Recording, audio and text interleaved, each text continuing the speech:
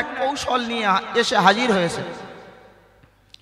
ওগো মুসলমান বাবাজিরা আমার শুনে রাখুন, আল্লাহ পাকের কোরআন শরীফের ভিতরে মহান আল্লাহ জানিয়েছেন, বালাম বিন বাওরাকে দেখতে পাওয়া গিয়েছে জাব্বারিন সম্প্রদায়ের কিছু লোকের আগা তারা কিছু অর্থকরী উপঢৌকন নিয়ে এসে বালাম বিন বাওরার কাছে এসে হাজির হয়েছে। পরিষ্কার কোরআন শরীফের তাফসীরে বর্ণিত রয়েছে, আল্লাহ পাকের রাসূল সাল্লাল্লাহু আলাইহি ওয়াসাল্লাম বর্ণনা দিয়েছেন, সাহাবীদিগের কাছে বালাম বিন বাওরার কাছে যখন তারা উপঢৌকন নিয়ে এসে পৌঁছেছে, এসে মাত্র একটাই দাবি জানিয়েছে, এ বালাম তুমি শোনো না গা, তোমার কাছে আমার একটি দাবি হলো এই, দাবিটা হলো এই, তুমি নাকি মুস্তাজাবুদ দাওয়া, তোমার দোয়া আল্লাহ কবুল করেন, এই উপঢৌকন গুলো তোমায় দিলাম, তুমি যদি আমাদের পক্ষে দোয়া চাও তাহলে এই উপঢৌকনের মালিক তুমি হবে, এই উপঢৌকনের মালিকগুলো তুমি হবে। জি, পৃথিবীর সব শক্তি বলো টাকার লোভের কাছে হেরে যায়। বালাম বিন বাওরার ভিতরে যখন দেখলো সম্পদের লোভ জমা হয়েছে, সম্পদ এসে হাজির হয়েছে, বালাম বিন বাওরা একটু চিন্তা ভাবনা করে দেখলো যে নবী মুসা আল্লাহর একজন নবী, আমি তার বিরুদ্ধে দোয়া চাইলে অচিরাত ধ্বংস হতে হবে। জাব্বারিন সম্প্রদায়ের লোকেরা ঘুরিয়ে আর একটা প্রস্তাব রাখলো, উপঢৌকন তো তোমায় দিলাম, আর যদি ফেরাউন রাজত্বে জিতে যায় তাহলে অর্ধেক রাজত্ব তোমাকে দিয়ে দেব। এ দেখলো বিশাল ব্যাপার। ওগো মুসলমান বাবাজিরা আমার শুনে রাখুন, বালাম বিন বাওরাকে দেখতে পাওয়া গিয়েছে জাব্বারিন সম্প্রদায়ের লোকের যে প্রস্তাব ছিল, প্রস্তাবগুলো সবগুলো শুনে বুঝে সে বাড়িতে ফিরে গেল। ঘর থেকে ফিরে এসে জাব্বারিন সম্প্রদায়ের লোকেদের সামনে এসে শুনিয়ে দিল, ও জাব্বারিন সম্প্রদায়ের লোক লস্করেরা, তোমরা শোনো, তোমরা যদি তোমাদের ওয়াদাটাকে টিকিয়ে রাখতে পারো গো, নিঃসন্দেহে মনে রাখো আমি আল্লাহর কাছে দোয়া চাইব। ওরা যখন বলল না না আমরা ওয়াদা টিকিয়ে রাখবো গো, বালাম আল্লাহর কাছে হাত তুলে দিল, আল্লাহর কাছে হাত তুলে দিয়ে বলে দিল গো, ও আল্লাহ, নবী মুসাকে পরাজয় বরণ করিয়ে নিশ্চয়ই ফেরাউনকে তুমি জয়লাভ করিয়ে দাও। একটু জোরে বলুন নাউযুবিল্লাহ। এই নবী মুসা আলাইহিস সালাতু ওয়াস সালাম হকের প্রতি থাকার পরেও বালাম বিন বাওরা সম্পদের লোভে উল্টো দোয়া চেয়ে বসলো। পরিণতি কি হলো? কোরআন শরীফে এসেছে, ওয়ালাউ শিনা লারাফা'নাহু বিহা ওয়ালাকিন্না আখলাদাহু ইলাল আরদি ওয়াত্তাবা'a হাওয়া। ওগো মুসলমান বাবাজিরা আমার শুনে রাখুন, বালাম বিন বাওরা যেই না দোয়া চেয়ে বসেছে, মহান আল্লাহ কোরআন শরীফের আয়াত নবীর কাছে নাজিল করে দিয়ে বললেন, নবী হে, তুমি উম্মতে মুসলিমাকে শুনিয়ে দাও, ওয়াতুল আলাইহিম নাবা আল্লাযী আতাইনাহু আয়াতিনা ফানসালাখা মিনহা ফাআতবাহু আশ-শাইতানু ফাকানা মিনাল গাবিন। আল্লাহ পাকের কোরআন জানিয়ে দিয়েছে, হে নবী আপনি তেলাওয়াত করে শুনিয়ে দিন।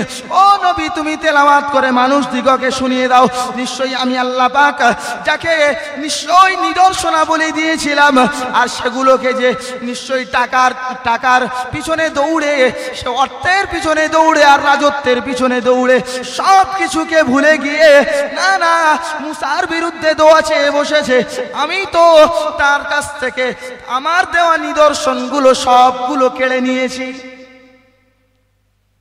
যখন নবী মুসা আলাইহিস সালাতু ওয়াস সালামের বিরুদ্ধে দোয়া চেয়েছেন, কোরআনে এসে ওয়ালাউ শিনা লারাফা'নাহু বিহা ওয়ালাকিন্না আখলাদাহু ইলাল আরদি ওয়াত্তাবা'a হাওয়া।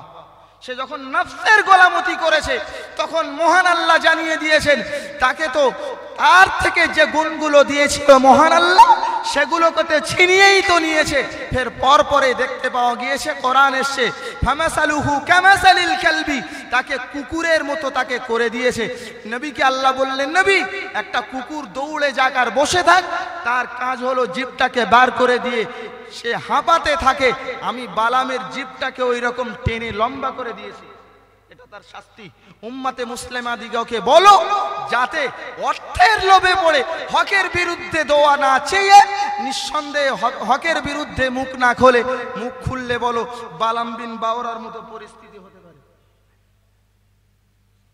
জি, বালাম বিন বাওরা সে যুগের মুস্তাজাবুদ দাওয়া এ যুগের যারা তো এরা তো সমাজের মাটিতে এখনো ধরনের যে ধরনের বিরোধিতা করেই চলেছে, সে ওজনের তো জিনিস নয়।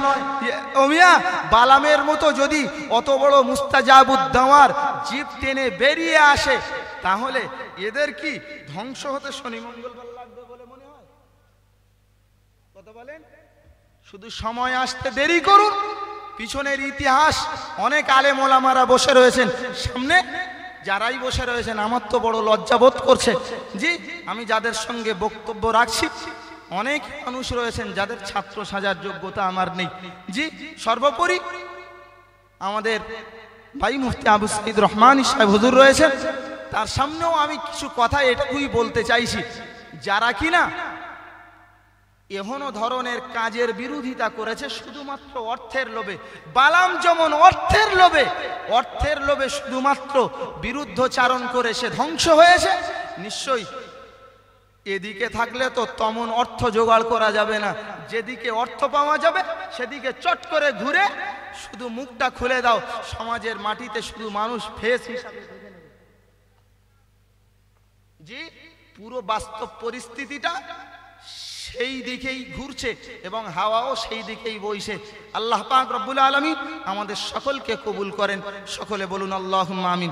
যতটুকু কথা আমি আপনাদিগকে শুনিয়েছি আল্লাহ পাক রব্বুল আলামিন আমার ইলমে আমলে বরকত দান করেন, সকলে বলুন আল্লাহুম্মা আমিন।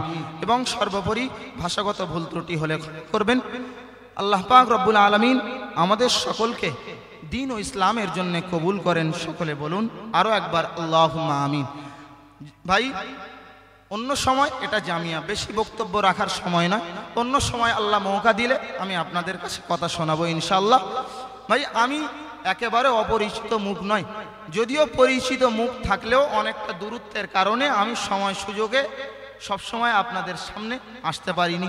আল্লাহ পাক রব্বুল আলামিন আমাদের সকলকে বুঝবার মতো তৌফিক এনায়েত করেন, সকলে বলুন আল্লাহুম্মা আমিন। ওয়া আখির দাওয়ানা আনিল হামদুলিল্লাহি রাব্বিল আলামিন।